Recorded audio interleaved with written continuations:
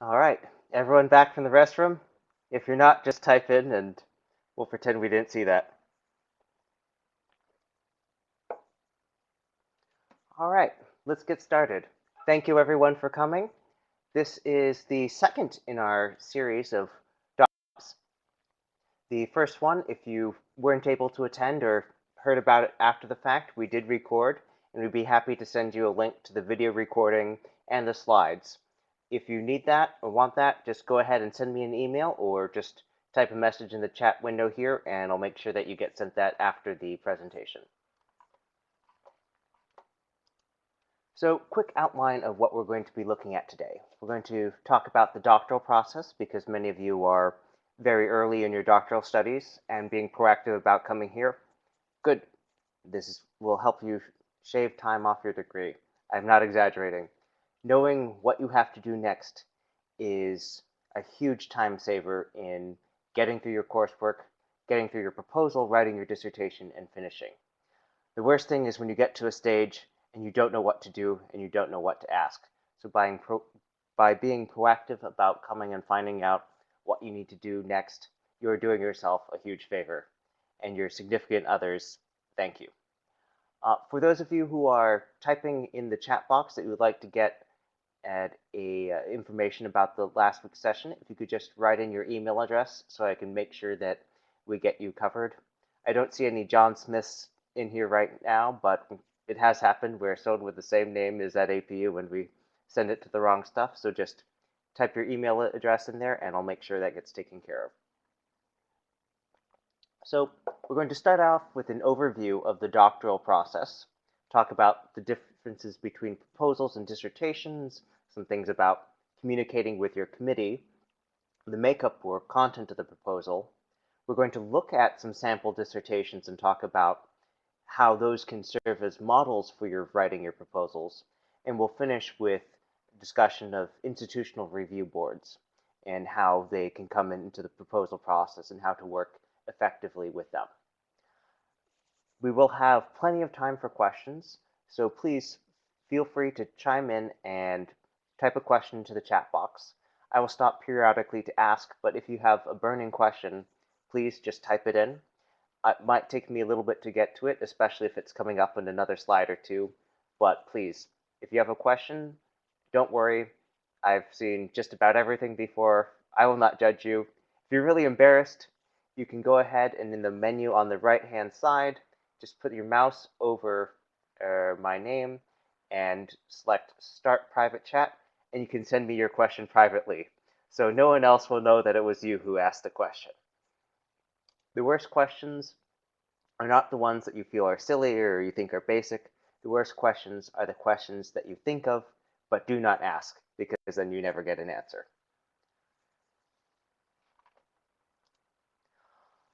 So the doctoral process at APU varies a little bit from degree to degree. Some have more years of credit work, some have internships, some have field placements, some have the exams in the middle of your coursework, some of them have them at the end of your coursework. But the general process is you do an initial amount of coursework, usually about 2 years, and then you take your comprehensive exams.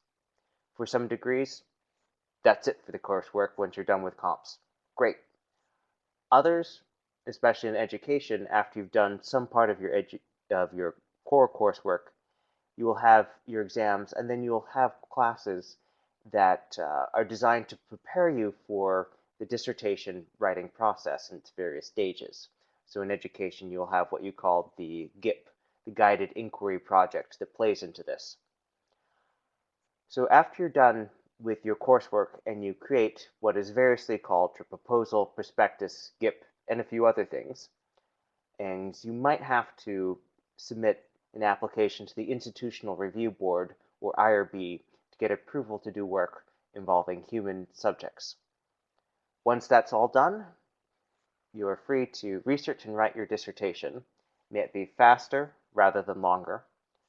When you're done and researching and writing your dissertation, you send it to your committee members who weigh in, they give you feedback, and then you schedule a formal defense where you go up and you present in front of a panel of no fewer than 3 usually 4 or 5 professors who will ask you any questions and instruct you on any required changes. You revise your dissertation.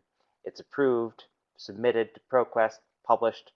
Great, you're done. All you need to do is walk down the aisle as a graduate.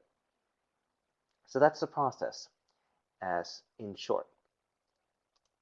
Now, keep in mind, APU has 8 different doctoral programs, including some that live as neighbors in the same department. So the exact requirements do vary, and they do get changed. So do make sure to talk with your departmental chair or the chair of doctoral studies is in your department to make sure that the process you think is going on is actually the current process for your specific program. If you ask the student who entered 1 year before you and you're in one higher ed doctoral program and they happen to be in a very related but different education doctoral program, their advice isn't going to do you nearly as much good as knowing the requirements that you have to take for your degree right now. So what should your dissertation look like? This is a question that I get a lot at the Writing Center. First, there's some basic look and feel requirements. Now, is anyone in the room in the Doctor of Ministry program? I think we had at least one person registered, and Oscar, you're joining us from the DMin program, right? And all right, we've got several. Great. Well, so everyone except for the Doctor of Ministry program follows APA style. The manual of the American Psychological Association.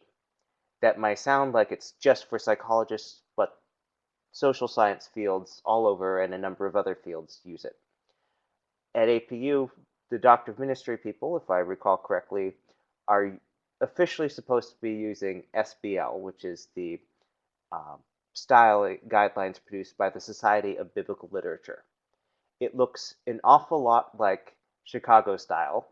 And in fact, I was looking at a Doctor of Ministry dissertation that I realized was Chicago style and not SBL, but my understanding is that you were officially supposed to use SBL, and everything else is between you and your committee. Now, on top of these basic formatting things, either APA if you're everything except DMin, or SBL if you are DMin, there are some official formatting and layout guidelines published by APU that apply to all doctoral dissertations. And you can download it from this link here.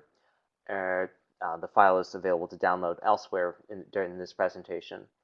And we'll actually look at some recent dissertations so you know exactly what that looks like later on.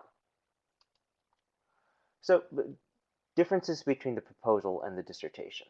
The proposal, which is the word that I am going to use for all these intermediate things that have to be approved before you're authorized to write the full dissertation. The proposal, it's an outline of sorts about what you intend to do.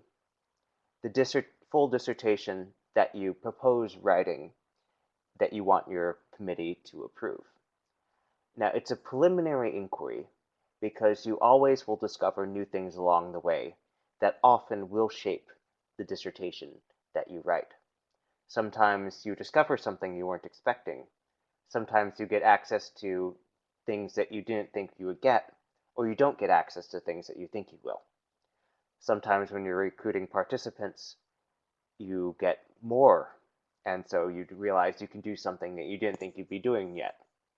Conversely, you may get fewer people and realize that to get useful results, you need to change your method of analysis in some significant way, or to trim down your study. Now, the dissertation is the final study that shows what you actually did and why. There are entire chapters of the dissertation, of the finished complete dissertation, that do not exist in the earlier stage for the simple reason that until you've actually done the data collection, you shouldn't be writing your conclusions. There's a word for that, and it's bad research if you go in with your conclusion set and you're just looking for stuff to justify that, and your committee members will give you a hard time about that, so I won't. Any questions about this thus far?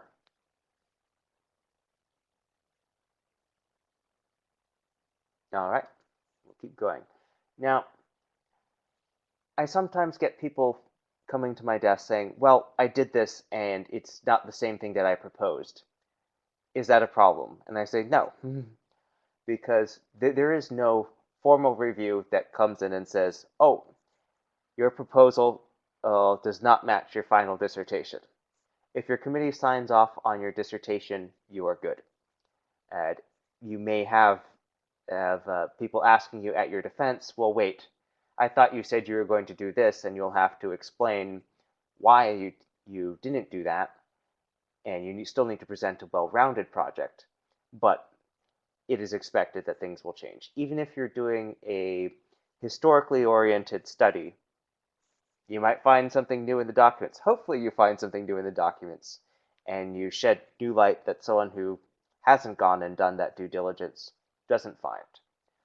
In my case, I found that a lot of the things I was expecting to work with on my dissertation had actually burned. That makes it rather hard to study them.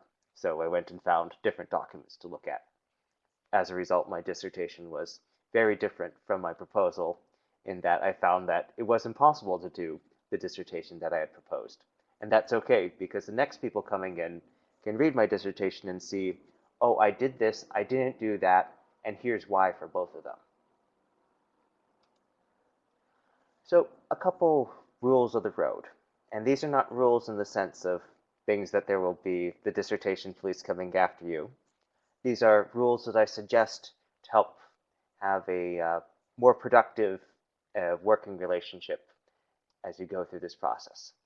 First, find out what your department requires you to have. I say your department because although APU does have a general graduate handbook that deals with this, it is looking at things as a whole, and there are some particular conventions that may apply for your field. I'm going to come back to that in a moment. Find out also what your chair or your advisor expects, because your department will require one thing, and I would bet you something, if I was allowed to make bets with students, I would bet you something that your chair has even more particular ideas than your department does.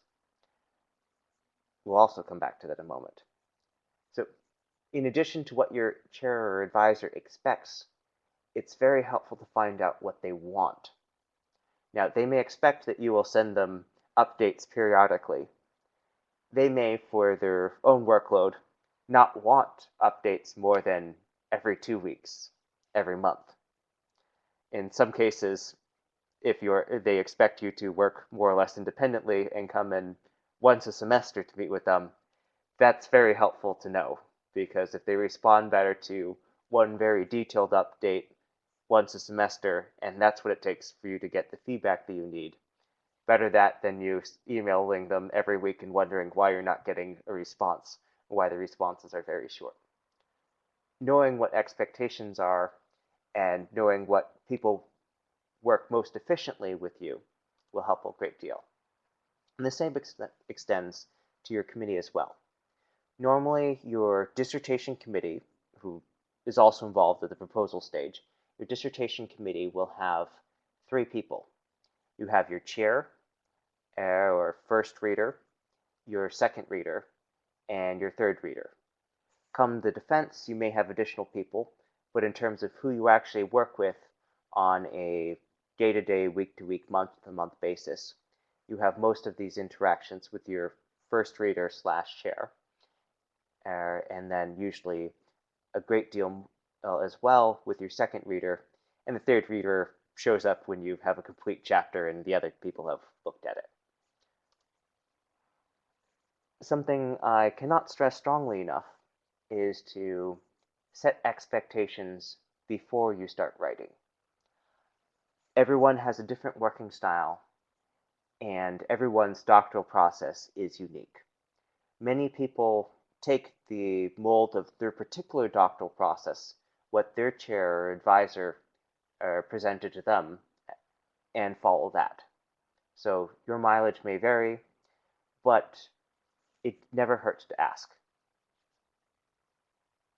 Here's an example of the kind of communication that I suggest for just helping to set expectations.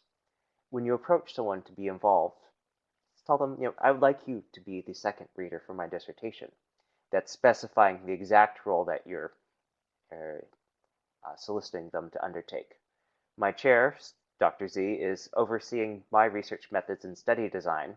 It's saying, okay, my chair is in charge of that, so I'm not asking you to be the point person on that. And I'm especially interested in getting your input on the content and presentation. So here's the role I'd like you to have. Here's where you are in the hierarchy. This stuff is being taken care of by someone else. I would like you to give me feedback, special focus on the content and presentation because my chair is doing these other things and I want your input, your special perspective. Similarly, if you propose a workflow that tells people, here's what the other people on the committee are doing in the process, here's when I'm going to be asking you for feedback, and here are the types of feedback that I'm looking for from you, that makes everything go smoother. In this particular example, after discussing things with Dr. Y, I would like to propose the following workflow. I submit my draft to Dr. X, my chair, who then gives me comments. I respond to those, and then I go to you because you are my second reader, and I'm not going to bother you until I've gone through Dr. X and make sure that things are polished because I know your time is valuable and I'm interested in your content and feedback. So I'll take care of all that other writing and research methodology stuff so you can focus on that. And then once you've given me your comments, I'll respond to them and send them to the third reader so that they see the whole complete chapter and they get to weigh in case there's anything big that we have missed at this point. But at each stage of the chain, as I move up, I keep you in the loop. So when my chair is weighed in and I've responded, they get a CC saying, oh, I've done this, moving on. And then when I've responded to your comments, you get a copy so you know that I've gone ahead and done that. And so you're also in the loop. A lot of people will have, shall we say, a more frenzied approach to this where they start emailing people looking for feedback, any feedback. But if you know at each point and you make clear in your emails, oh, I have done this thing, you are the specific person that I am writing, and because it's your turn, then you avoid a lot of miscommunication. And it also helps everything move smoothly along. So, talking about the proposal itself, this is a quick rundown of the components. Put another way, these are the pieces of information that you'll want to have when you're thinking about your proposal and when you're writing your proposal. They need not be in this exact form, but these are the basic components that you'll need. You'll need a working title. I say a working title because your study will evolve, your title will evolve, your different committee members may weigh in and make suggestions about the title. What you want is something that captures the basic ideas of what you're doing. Does it need to be within the 12-word limit? No, not at this point. You just want to capture the things that you're working on well enough to have it help focus your dissertation. If you need help with working on that title, you can come into the Writing Center. We'll be happy to weigh in. We can even help you generate a couple choices to present to your committee and see what they think voting on it. But make sure that it captures something about your study because the title helps shape how everything else is read. You will also want an abstract. This need not be the final abstract. It's certainly not going to be the finished, polished version that ends up getting submitted to ProQuest with your dissertation. What I mean by an abstract is a succinct summary of your research, in this case, your research proposal. The exact length will vary by your department and by the places that your dissertation will eventually be listed. To give you an example, So the maximum limit used to be 350 words because that was the maximum number of words that ProQuest and University Microfilms, which used to be the physical publisher of your dissertation and who would scan it and make it available to other universities and libraries. University Microfilms and ProQuest used to have a maximum of 350 words. However, particular disciplines often had their own limits that were smaller than that, often 150, 200, or 250 words, because that's the maximum amount of space that they would give you in the discipline's journal or on the discipline's website or in the discipline's main professional database. So if you don't know what your department requires, ask. Start with your departmental chair or your director of doctoral studies. And if they don't have an answer, just go to your actual dissertation chair and say, are there any limits that you know of that I should be working within? The other thing is that by drafting a preliminary abstract, you come up with some ideas of the scope of the dissertation. You're required to communicate to someone your project without it taking 10 minutes, and it helps you work through the process of determining what does and doesn't fit within your dissertation. The other things on this list here are fairly straightforward. An introduction to the project, the objectives, what is your proposal setting out to do, a literature review that shows I've looked at the literature, here's what it has to say, here's how it informs what I'm doing, here are the gaps that this work will be addressing, or how it will be extending what has come before and contributing to scholarship. The primary research question or questions that you're seeking to specifically answer, which shows that you have thought about exactly what you're trying to do beyond the general, well, okay, I'm going to go and fill this gap.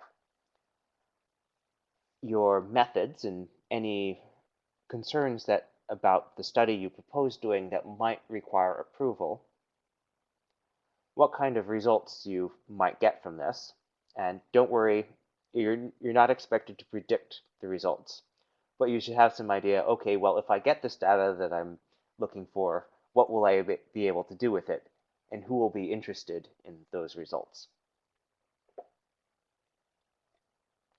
The conclusion, and also your bibliography or reference list. So these are the things that you want to be gathering. And as you do your research, as you do your discussions, if you realize, oh, I read the literature, but I'm not sure what my research questions are, go to your chair with that. If you have an idea of what you're trying to prove, to show, demonstrate, but you're not quite sure how to put that into questions that can be answered easily, and you don't want to go to your chair yet, come to the Writing Center. We'll help you. If you are wondering, well, I'm going to be doing stuff with the vulnerable population, like sick prisoners in the hospital. Well, that's the kind of thing that you should be talking to the Institutional Review Board informally about first. You should be talking with your committee second, and sooner rather than later, you should be submitting your application. And we'll come back to that one as well. So, more specifically, what does a proposal look like? Well, this is one way that a proposal looks here. Very bright one. Here's another. Now, jokes aside, there is some value in these images here. The left, this very, very ornate ring with lots of side stones and everything. This is the kind of thing that you probably don't want to do for your proposal. At least your dissertation proposal. You want something that is clear, succinct, that lays out the specific things that you're going to do, so you can do them. Your proposal, like the dissertation that you will eventually write, is not the be-all, end-all on a particular topic. It should be a step forward in the literature, it should be a contribution. But you don't have to do everything there, and you shouldn't. And you will graduate much faster if you define a clear problem, issue, or concern and address that. Now, some people will say, well, but wait, can't I write the ultimate proposal? Just like, can't I pick out the most beautiful, dazzling ring, and that'll settle everything? Well, you can try. It will take you longer to save up for that lovely ring on the left, and it will take you a whole lot longer to write the proposal on the left. And thank you, Joe. Joe says that his wife would say the one on the left is better. Here's what I have to say about that. If you start the proposal, if you treat the proposal as the engagement, and then you have your plain band for the wedding ring, and the wedding ring is your dissertation, you have done it. You have made your proposal, you've walked down the aisle, you've gotten married / graduated. The book that you write later, that can be that very fancy ring, just like you might really break the bank for a 20th or 25th anniversary. But first things first, and your significant other will, I think, appreciate things very much if you finish your proposal, get it approved, finish your dissertation, get it defended and submitted, and graduate sooner rather than later so they can spend more time with you. So, on the proposal front, so there are some common components. There are many ways that this can end up looking, but this is a structure that you'll see very often in many different departments, especially in the social sciences and the physical sciences. And even if your proposal doesn't look exactly like it, this model tells you a useful way of arranging the information. So first, title page. Nothing fancy. When I show you examples, it'll be very clear what that should look at. The abstract, a succinct summary of what it is that you're proposing to do, a little bit about the why, and a lot about the how that you're going to be trying to do. Table of contents, help people find stuff. Again, nothing fancy, but it is important that it look a certain way, and that'll be very clear when I show you the examples. Then a 3-chapter structure. Now, in my particular doctoral program, you wrote a 1-chapter proposal. However, it followed the same exact progression. There's the introduction, there was the literature review, and then there was the description of the research methods. So even if your particular department has all this divided into 1, 2, or even 4 sections, this basic model should hold. And if you can move them around to a certain extent, but you will always need the substance of these. Tell us in the introduction, okay, here's the issue or the problem or the thing that I'm exploring. Here's why it's important. Here's how I propose to go about doing it in brief. Here's the literature review. Here's what previous scholarship has said that informs what I'm doing.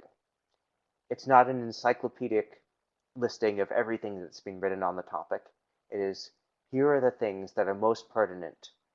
It could be, here's the methodology, here's the theory behind it. It could be, here's a study that I'm following up on. It could be, here's this question that this other writer says needs to be answered, and I'm going about that, and here are these things that have kind of gone around it that I can make use of.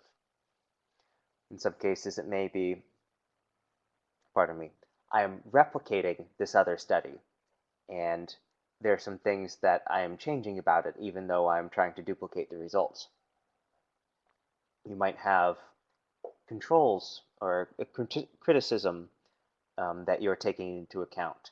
You might be expanding the population. And as you review the literature, point out things like that. Oh, the study points the way, but it didn't use a sample size high enough to have meaningful results. So I'm going to go and change that.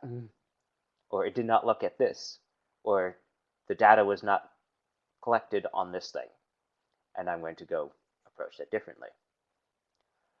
References, it's one of those boring kind of menial tasks of writing your dissertation, but you do need to be able to say where you found everything and where it came from. And it is something that we can certainly help you with at the Writing Center to make sure it looks correctly. But it is a terrible shame when you send your draft in to your committee and they say, your references are not correct. Clearly you haven't put the time in that you need to. Send it back to me when it looks right. And now you're embarrassed and you've lost time because if you send it back that evening, your chair will probably say you haven't taken the time you should. So make sure you do your due diligence and have that done. And when it comes time to publishing, it's always better to get it right the first time. Fix it, you won't have to do it again. Appendices. This is the part of your proposal and your later dissertation who have all the material that doesn't fit in the other areas, but is still useful to have around. For example, if you're doing research, I think we have someone in education here. So if you're doing research at a site where you're getting data of some sort, whether that's interviewing students or getting access to student records, if you have a permission letter authorizing you to do this, great. Have that in your appendix, because that tells your committee you have done that work. That tells the institutional review board, yes, you have got an authorization, this is a serious thing, and you've started the process. And in case there's any question, you have that on hand. It's already in your document. Same thing if you have a study instrument that you've been authorized to use and authorized to reproduce, put it in an appendix. You might also think of your proposal as the dissertation on a diet. It's a lot easier to look at a finished dissertation than a proposal, for the simple matter that the dissertations are published and the proposals are not. In fact, people may not want you to see their proposal because the final dissertation changed so much. But you have the front matter, the title page, the abstract, the table of contents, maybe even a dedication or acknowledgments if this were a dissertation. Well, you haven't finished yet, you don't put those things in at the proposal stage. So just the title page, abstract, and table of contents. And then chapters 1 and 2, 1 to 3, or their equivalent. Like I said, Stephen, if you go ahead and type in your chat box the last thing that you remember hearing, I'll see if I can circle back and make sure to cover that when you have a moment. So continuing, so even if your exact structure is not Introduction to Chapter 1, Literature Review Chapter 2, Research Methods Chapter 3, you will follow the equivalent content and, of course, your references. So when we look at some examples at the table of contents, just imagine cutting out everything after Chapter 3. So I'm going to give you a number of crib sheets here, short lists of the kind of thing that you want at different stages. Again, as I said before, the exact terminology varies by department, but I'm going in the order of early development, moving towards the finished proposal, whatever it's called, that is signed off, approved, when you are authorized to go and research and write the complete dissertation.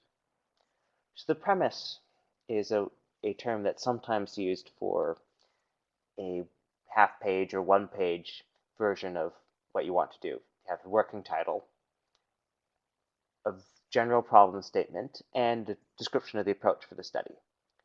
This is a very useful thing to have before you go and sit down with your prospective chair and say, here's what I'm looking at doing, here's what I'm interested in.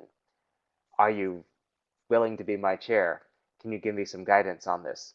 What do you think of my idea? You don't have to have everything down. You don't even have to have your research questions worked out. But here's the kind of thing, here's this general issue that I'm interested in working on, and here's how I would like to go about doing this. Now, at this point, you might get some advice like, oh, you shouldn't do a grounded study on that. That's been done before, which is great to know because that gives you some specific reading and tells you, oh, maybe I shouldn't be looking at it for this specific thing. And it's easier to change what your focus is now before you've gone ahead and written 20 pages. So the premise is an early working document, usually around a page. If you can write this all out, great. If you're having trouble getting it to that point, go talk with a faculty person and work out some of these ideas. Next up, you go from the premise to prospectus.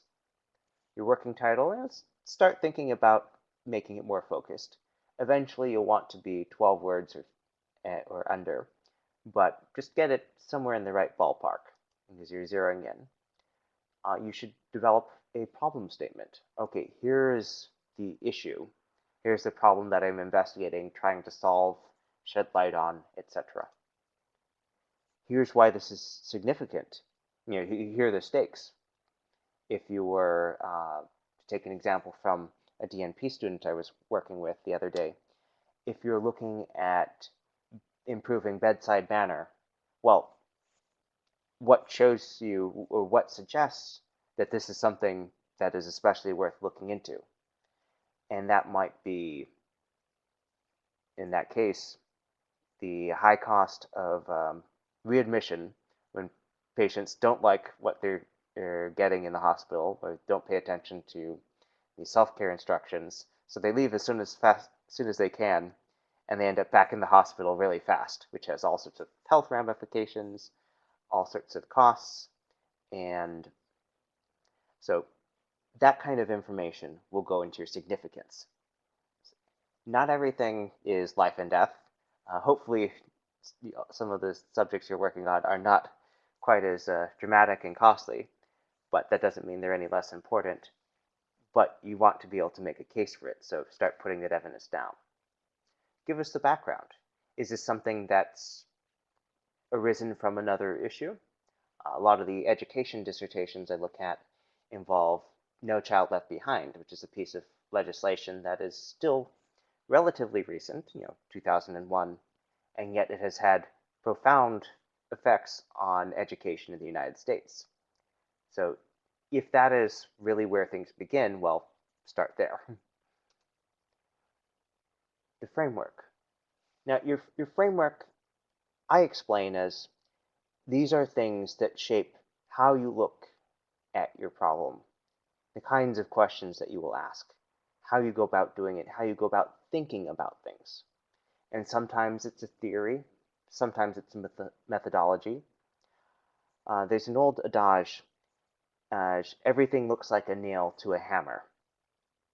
When you're a hammer, everything looks like a nail.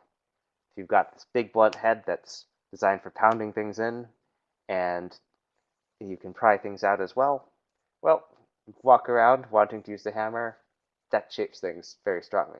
Now, if you're looking to, say, put in a screw, the hammer is the wrong tool. So when you select your framework, this is shaping how you are doing things in a very important way. For those of you in the Doctor of Ministry program, my master's is in theology.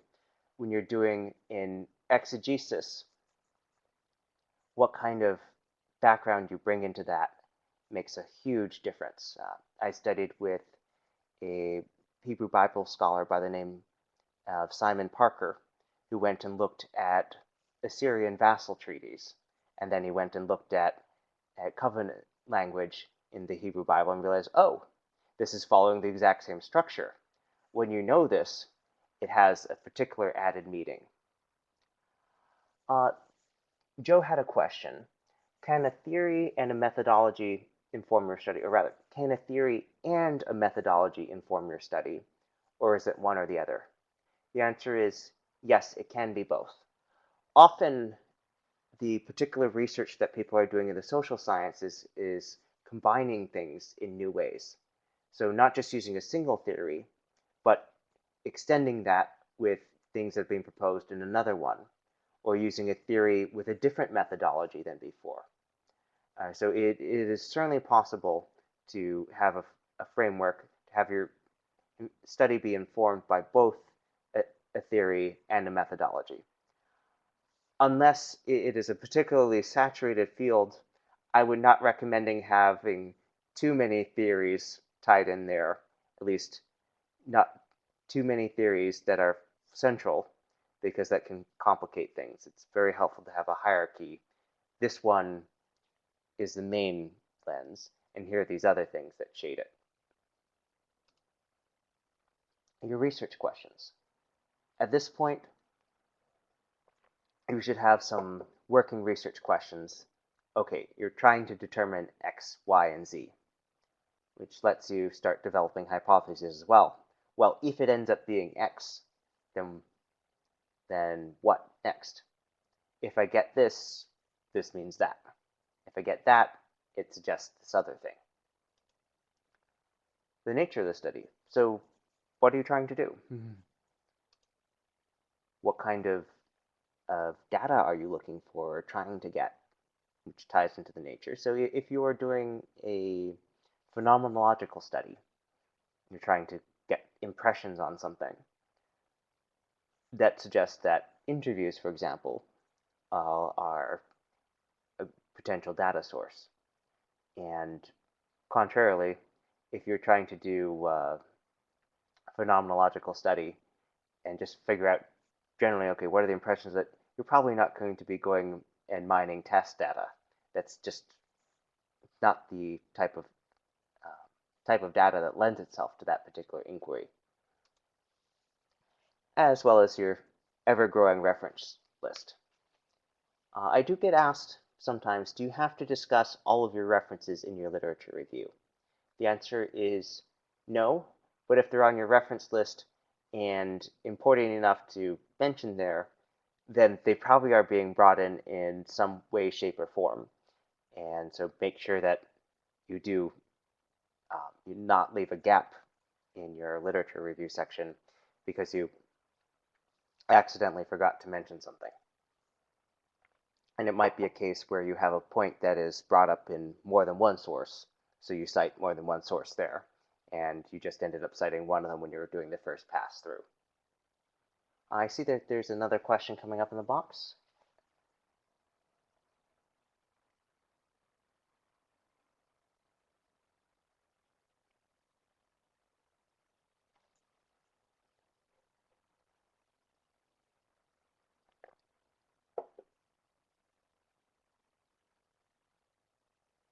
All right, well, I'll take your question when it's fully typed in.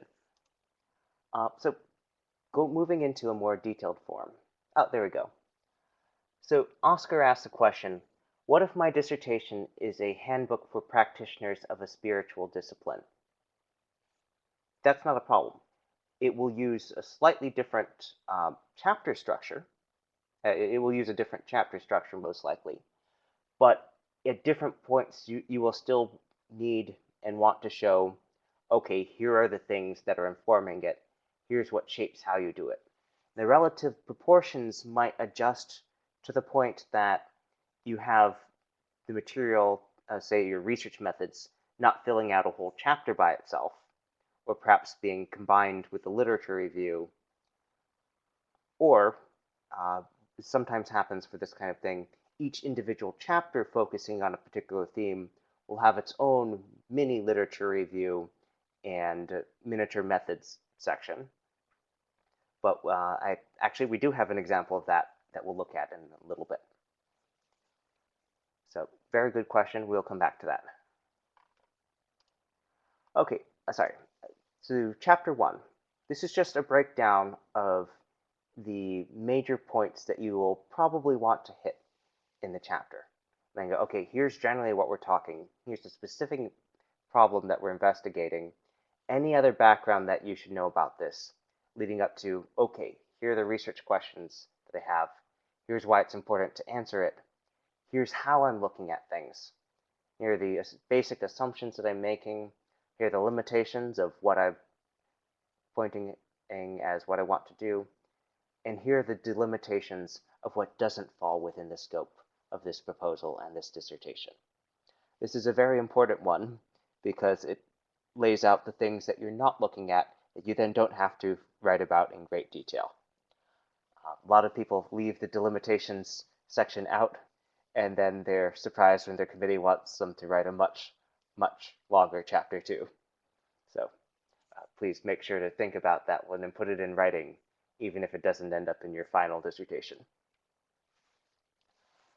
The literature review, these have many, many different shapes, but some things that you should make sure to hit and be able to answer questions about are your literature search strategy, the theoretical or conceptual framework, which I recommend doing before you dive into the body of your literature review, because it can change how you look at all these sources. If you have any key or guiding literature, if you are responding to a particular study, or if there's a seminal work in the field that really does shape everything the same way that a theoretical framework might, that's good to mention before you dive in. And an important thing that is often left out is that you should make sure to relate these back to your specific dissertation study. So not just it says this, but it says this and here's what it means for what I'm doing. Going back to your question, Oscar.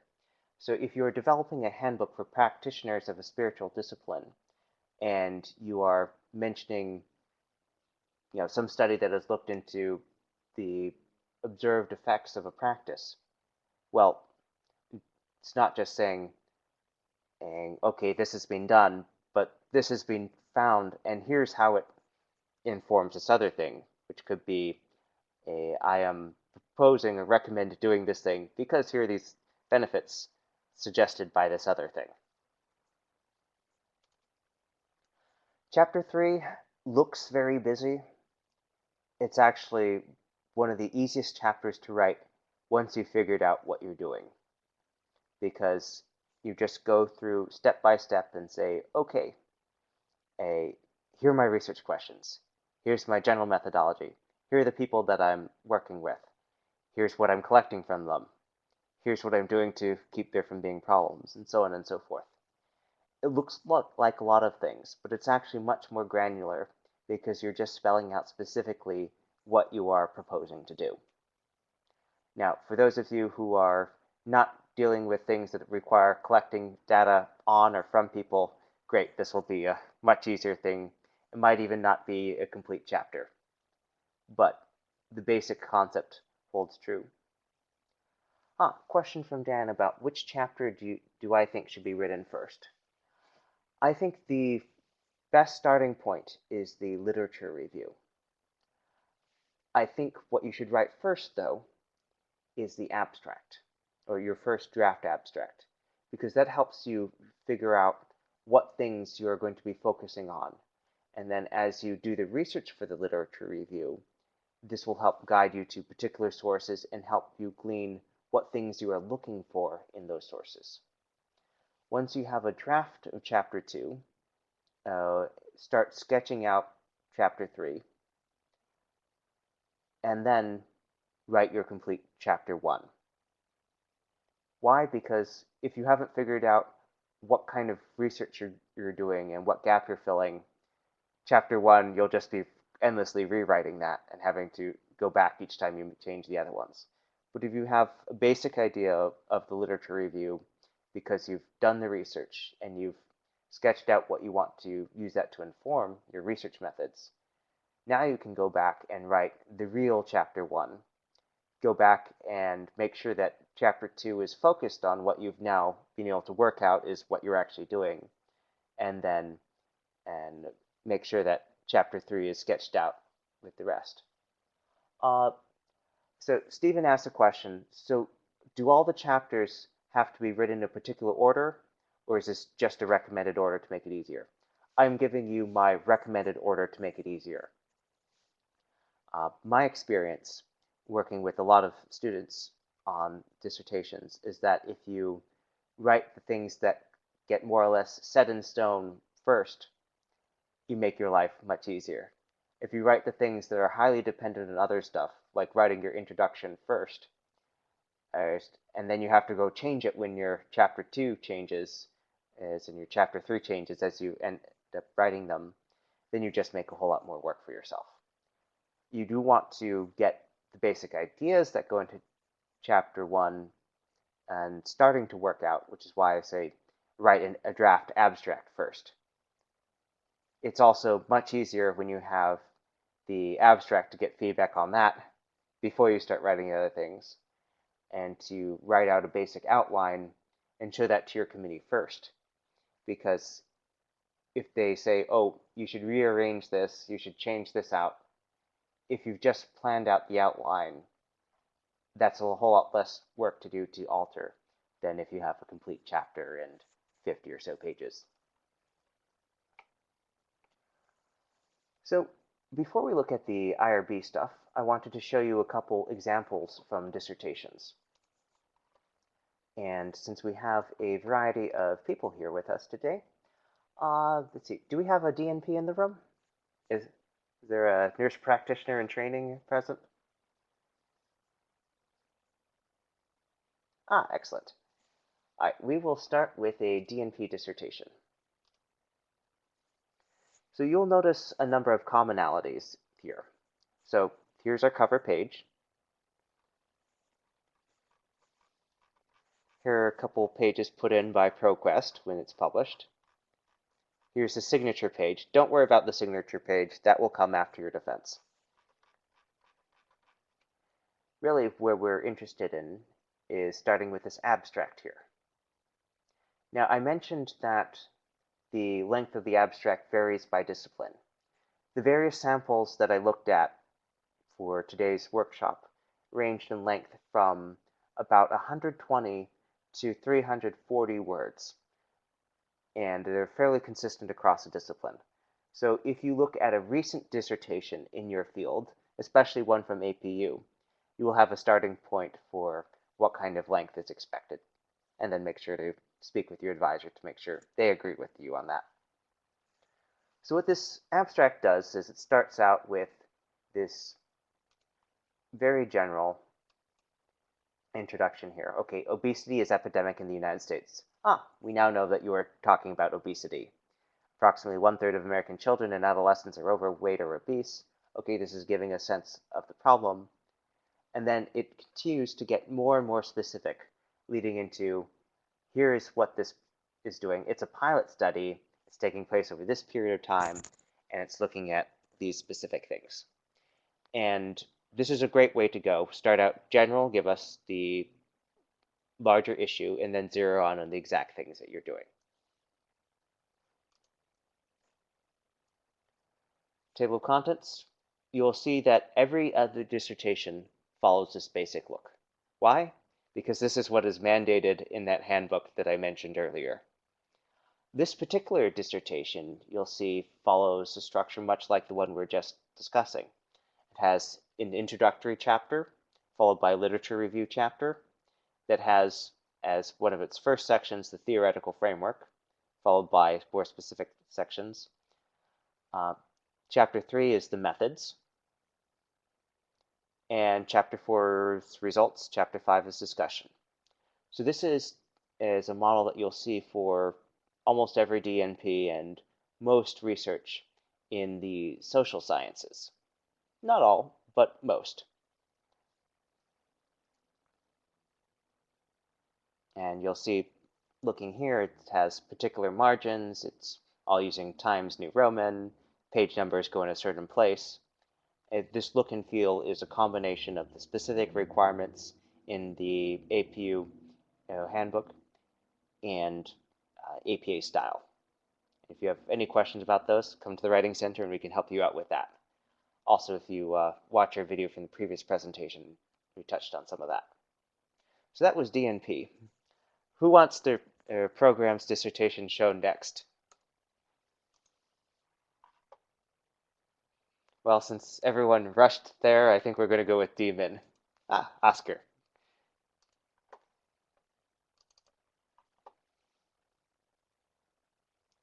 All right, so this is a DMin dissertation by a graduate from last year. So the title here, The Role and Effect of Faith Crises on Spiritual Formation in Postmodern Christianity. That may seem either very short or very long. It's actually 13 words, so more or less right where you want to be. Now the abstract here, let's see, it is about the same length as the other one that we looked at. This looks to be somewhere around, just eyeballing it, I would say somewhere around 230 words. So this is what I expect for a doctoral dissertation of this sort. Most abstracts for a disciplinary publication will say no more than 250. All right, let's look at this chapter structure. We have the introduction. We have the literature review, which is divided thematically into studies on certain topics, studies on faith and adaptation to stress, studies on traumatic experiences of stress, studies on religious doubt, and so on and so forth. So Flodelis asked, is there any way to have electronic copies of these examples? Yes, as I will make them available in the files area to download later on in this presentation. And also you can find all these dissertations by going to the library website and searching for ProQuest Theses and Dissertations. And there's a link for that I can provide. And you can look at any published APU dissertation, including ones that I am not showing you here, and just see what they have to tell you. It's a great way to figure out what is the current expectation in your field to just look at something that came out a year or two ago. Continuing on through this one here. So you'll see that this is a very detailed literature review with many different sections, and that the discussion of faith development theory, which looks to be a very important thing, is somewhere in the middle. Now, where you choose to situate that, provided you can justify that to your committee, I'm not going to come in. I'm not the dissertation police to tell you, you can't do your discussion of the theory in the middle. It may very well be that to understand and appropriately introduce the theory, you need to cover some bases beforehand. You make your case to your committee on that. If they say go with it, great. And then continuing, you'll see that this one also has the methodology section as chapter 3. Let's see what else. Chapter 4 is data analysis. Chapter 5 is conclusion. This is following the common 5-chapter model. There's a question from Oscar. Will my notes be available to us? If by notes you mean the PowerPoint slides, yes. If you mean the various other links that are available, yes, those will also be distributed. So if you have registered for this workshop or given your email address in the chat window, we'll make sure that all those materials get to you.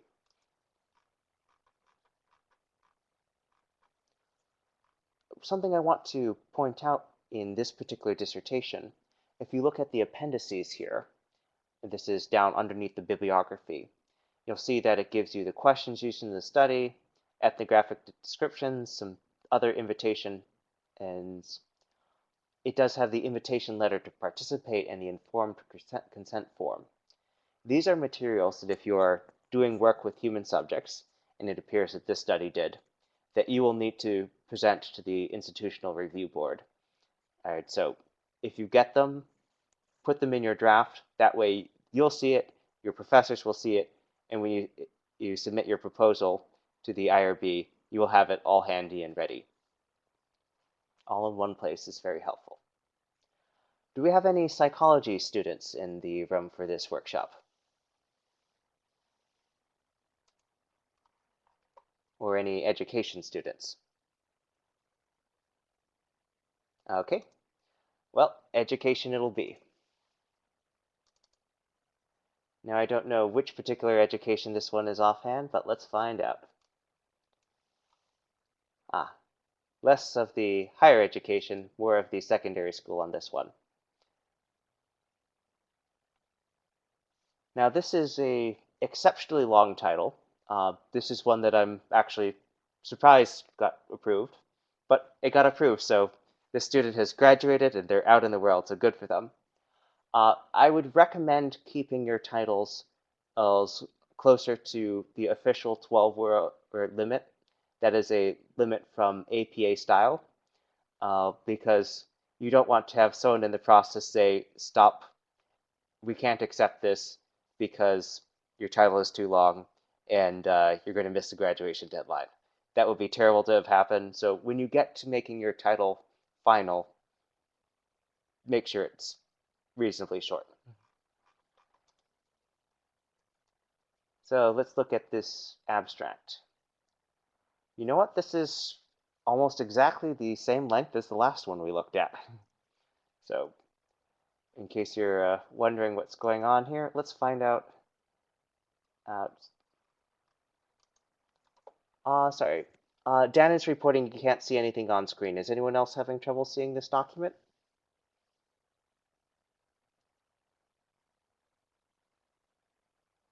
Okay.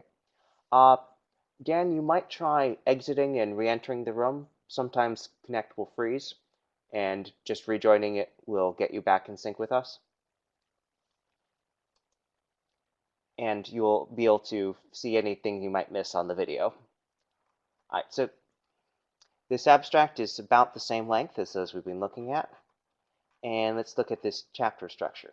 It starts with an introduction and has a literature review for chapter 2. You can see it's divided. It starts with a historical overview, which is a great way to orient people, and then it goes and it follows a order of increasing specificity.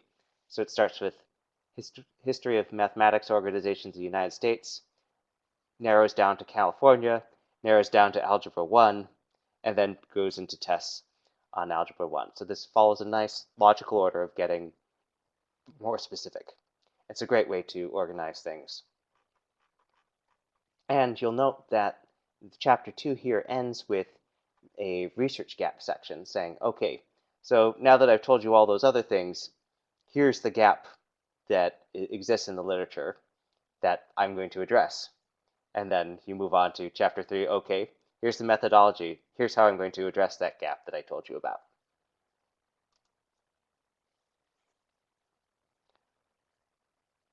And it is also following a structure of having the findings or results in chapter 4, and having the discussion in chapter 5, and it has a separate conclusion chapter, chapter 6.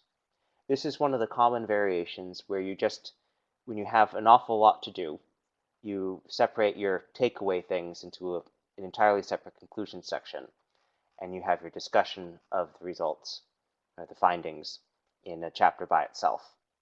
So it's the same basic idea, but because of the volume of material, it's been spread out into a different number of chapters.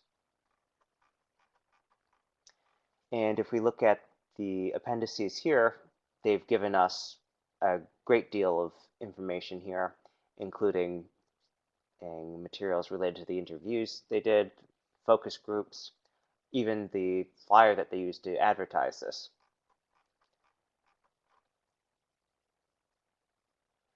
All right, we have time to do, I think, one more dissertation.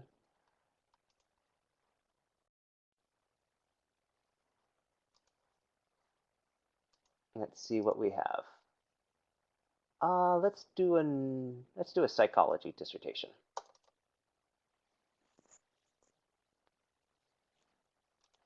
So this one here, we'll just skip the front matter here.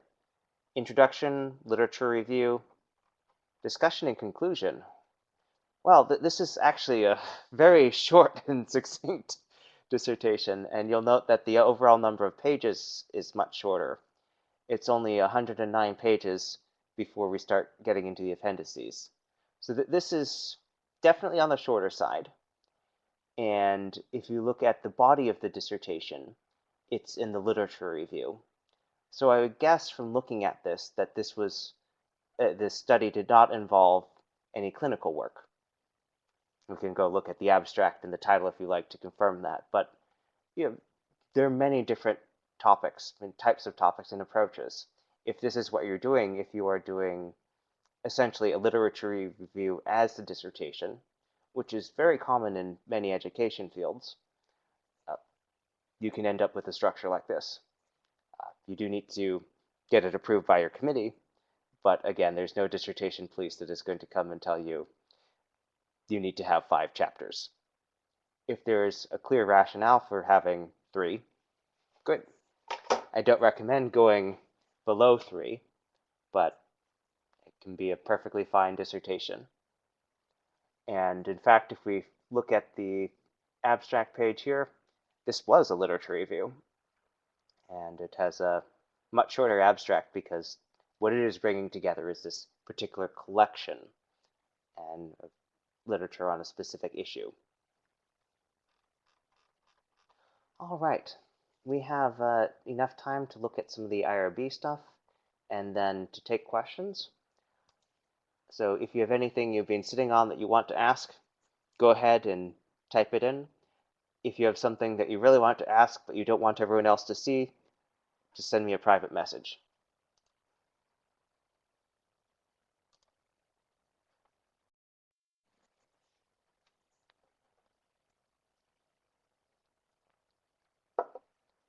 All right, back to those slides. So is anyone here not familiar with the institutional review boards or what they do? The basic idea of an institutional review board is that any organization that is conducting research should have someone making sure that the research is conducted properly.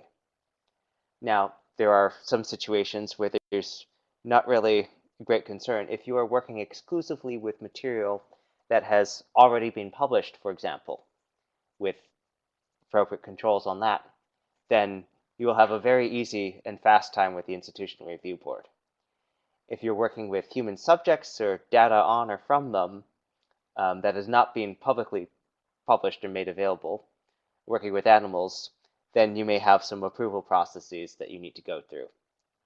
By the way, if you're working with animals, and I don't think anyone here is there is a separate entity within the research office that you'd want to be talking with. The IRB deals with research involving human subjects. So the IRB website, and you can take the link there, works to ensure that human subjects are protected. It creates a documentary trail in case there are any questions about what was done or how. And it's a particularly important trail because a lot of journals will require that you show them your IRB approval for them to publish. Some conferences even, because they want to make sure that they're not liable for anything and not doing anything unethical.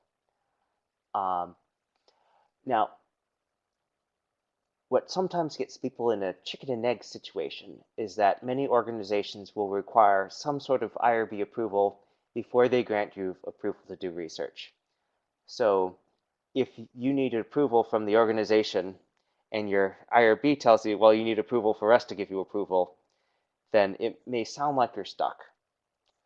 But there's a way around it. You can get a provisional or preliminary IRB approval, which is essentially saying, yes, if you get this, we will approve you. And that's all it takes. You can take one of those from the organization saying, if your university's IRB signs off, we will approve that, and take that and submit that as part of your, as a specific IRB application. IRB staff are actually really nice to talk to.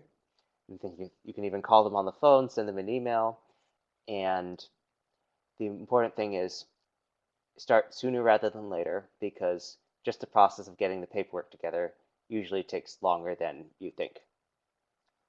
There are 3 types of reviews at APU. There's a full board, expedited review, and exempt. An exempt review is if they look at it and say, oh, yeah, you said you're looking at just things that have already been published and are circulating, and we read through your proposal, and that seems to be true. Good. You're exempt. Bye-bye. Have fun. Then there's expedited, where you're doing things that do involve human subjects. You could be taking blood samples, for example, or reviewing records that have already been taken, but there's no expectation of risk to the patients because this is a normal process where the information is already being collected and you are applying proper privacy protocols to protect the identities of the participants. Expedited review, very fast. Now, if you are working with vulnerable populations, people in the hospital, on death row, children, people who have suffered some sort of trauma, then you have what's called a full board review. Now, this is not nearly as intimidating as it sounds, but it does mean that you need to have all your paperwork in order. The IRB meets the third Wednesday of every month, so if you don't have your paperwork in order, you're looking at another month before they get back to see your resubmission minimum. So do keep that in mind.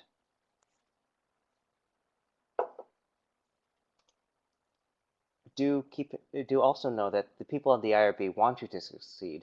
They support your research. They just want to make sure that you do it in a fashion that protects everyone and ensures that you are able to use this research in the future. Unfortunately, I do know a couple people who decided they did not need IRB approval, not at APU, and so they went and did research with human subjects that was not signed off by the IRB. And so when they tried to publish it after in a journal, the journal said, "Where's your IRB approval?" And they said, "We don't have one." And the journal said, "Ooh, please don't do that again. And we can't publish it because our policy is we need an IRB approval, and clearly you didn't get that." I will also say that if you do research that ends up going in unexpected directions, where the IRB would need to approve it if you had applied with that information, just go back to the IRB and request that they expand their approval. It's very straightforward, but you have to actually communicate with them to get that. Finally, just a tip that I was given by a couple IRB officers. Most IRB applications that they don't approve are not because there's something terribly wrong with the research, but that something was missing. They have questions. You say you will take steps to protect the data, but you don't actually say what those are. That's a problem because they can't just take your word for it. They need specifics to know that you know what's at stake and you know how to do it. Now that could be as simple as saying, "Oh, this is on an encrypted hard drive on a computer in a locked room that only certain people have access to." Great, you've got your basic data protection down. But if you don't tell them that, they don't know it, and then will very rightly say, "You have to tell us what's going on." So that's it for the IRB. We have about 10 minutes on our official schedule, so please, if you have any questions that you'd like to pose or something that I said I was going to get to that I inadvertently did not, please go ahead and ask now.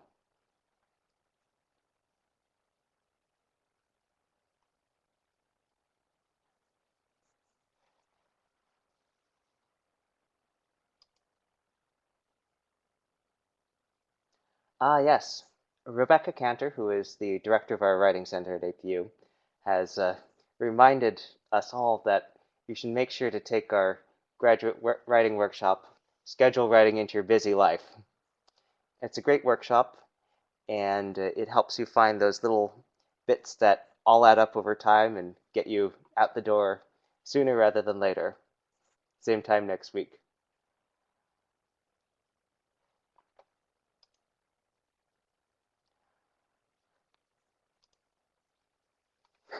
Yes. And we have several other workshops. They're all listed on the Writing Center website. In the current view, please do go ahead and vote in the polls that I just popped up. You will see in the notes window links to a number of the websites that I was discussing, and under forms, guides, and paperwork, there is a link to the style and format handbook that has the specific rules about how your dissertation should look. That forms website will also lead you to all the many, many varied IRB forms that you might have to fill out. In the files box, which is left near the bottom, there's a link to download the IRB handbook, to download the slides from this presentation, download the slides from the last presentation if you like that, as well as a link to download the style and format handbook directly. Flordelis, do you still have the multiple chat boxes open?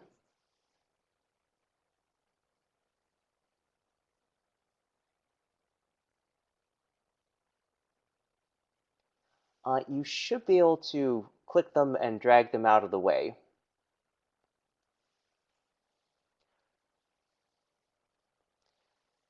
Well, again, you are welcome and invited to ask any questions that you might have. I see that Rebecca has been answering them along the ways. Okay, so Oscar asked, how do we get the links for the PowerPoint? First off, I will be sending that out by email along with the video recording either on Tuesday or on Wednesday.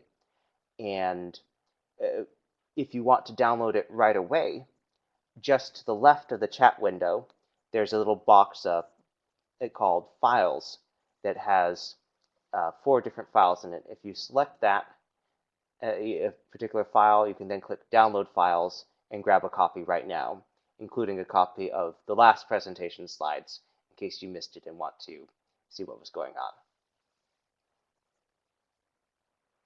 This particular presentation will be available on YouTube after we're done with the recording. So the recording's still going right now to catch any last questions. And then once that's all done, we'll finish the upload, and then I'll send that link out either tomorrow or the day after, Tuesday or Wednesday.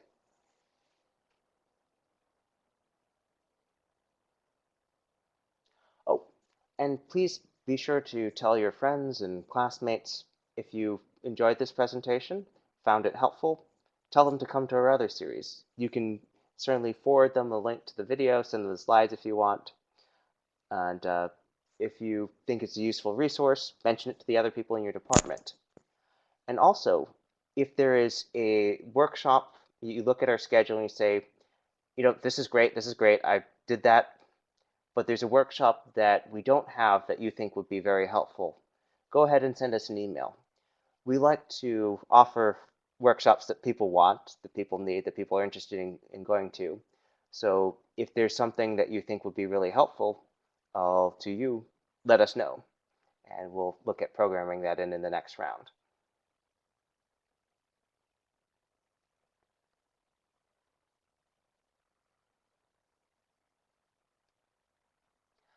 How to choose the right statistical tests? Well, that is a messy question. The best thing to do is to look at recent literature doing the kinds of studies that you're looking at doing and discuss those with your faculty. This is something where your professors may have very strong opinions about what they think is appropriate. If you're just trying to figure out what's been done recently on that topic and what tests were used, and you're not having luck finding it yourself, make an appointment with the library. Actually, you don't even need to make an appointment with the library. If you follow the link in the notes box, and I'll go ahead and paste it into the chat, you can discuss things with our reference librarians online 24/7, actually. These are amazing people. You tell them 5 words and they find all the things that you're spending hours trying to get. And they are really wonderful. And at the APU libraries themselves, we have experts who are available specifically for students in the different colleges and departments for research on your topic. So if you think, well, what will a librarian know about this? Well, let me tell you, they will surprise you and they will be able to find things so fast. If you develop a premise sheet and bring that in with you to meeting with a librarian, or copy and paste it into a chat box if you're meeting with them online, that will help give them more of a starting point for knowing what you're trying to do and how. And they will almost certainly be able to suggest places to look and search terms that you didn't think of, because they deal with this all the time and you're coming to it as, well, maybe you do it in your coursework and now you're doing it in the dissertation.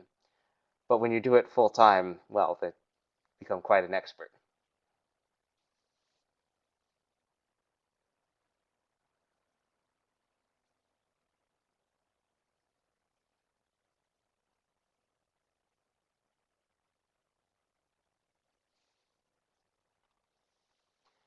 Any other questions?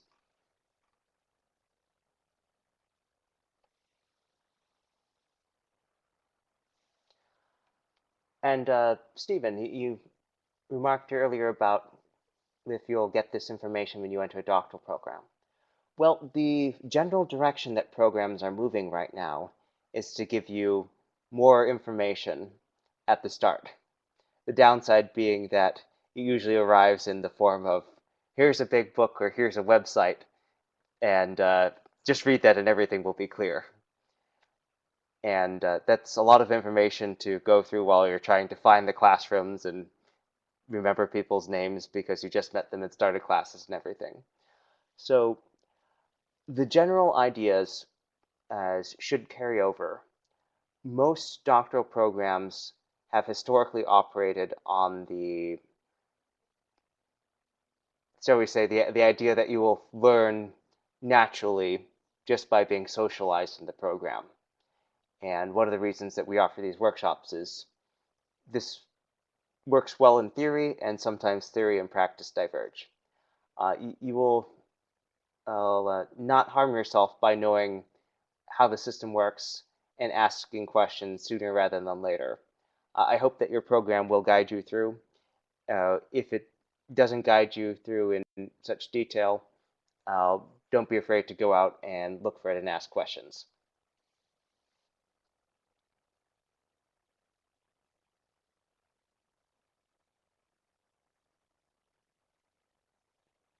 Well, Oscar, we're glad that you were able to find us and come on in. And if you have any other questions about this, you can certainly follow up. I myself am available for online consultations. I work almost exclusively with doctoral students at APU. And if you go to the APU MyWC Online website, I'll just paste that in, you can actually see my schedule and sign up for an appointment if you want to chat about things. Photo lists, don't worry. I will go ahead and I will email those to you since we've got your email address. But again, and any of you as doctoral students are more than welcome to make an appointment. And if you have follow-up questions, want to work on a specific project, whether you are just trying to fill out that premise sheet or you're well into the depths of the proposal writing, come on in. Any project, anytime. That is our motto.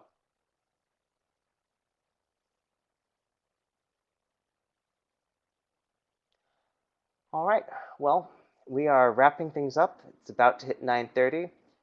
I will stay around for a few minutes more, but thank you very much for coming. And if you found this useful, tell your friends.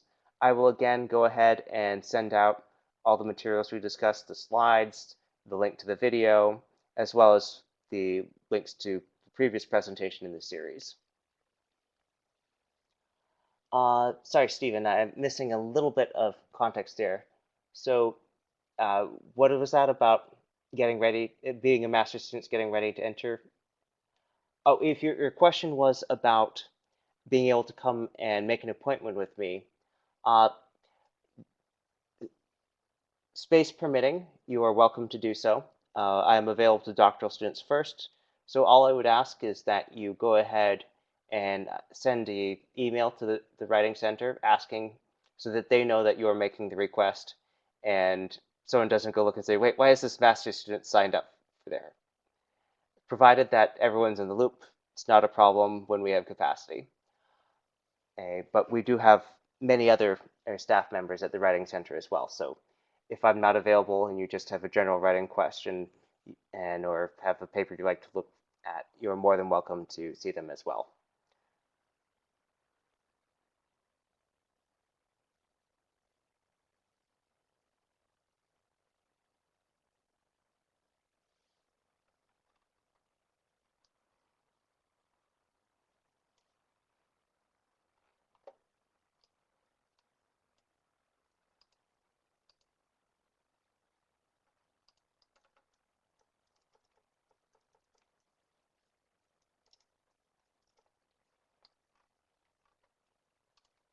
Thanks again for coming. Good night.